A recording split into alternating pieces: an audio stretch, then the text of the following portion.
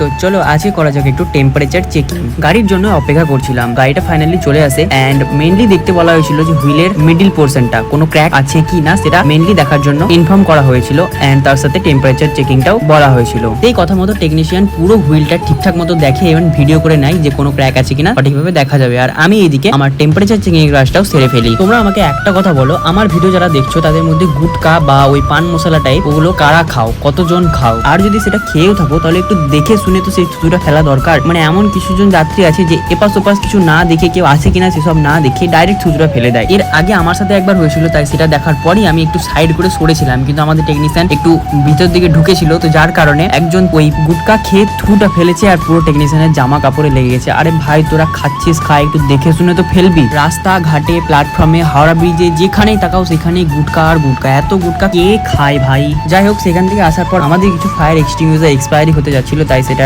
Dry আইসগুলো আমরা use করে নিচ্ছিলাম। তারপর আমি আর আমার বন্ধু মিলে চলে এলাম সেলুন এন্ড সেলুনেও আমাদের চুল কাটা কমপ্লিট। তো চলো বাই, দেখা হচ্ছে নেক্সট ভিডিওতে, টাটা।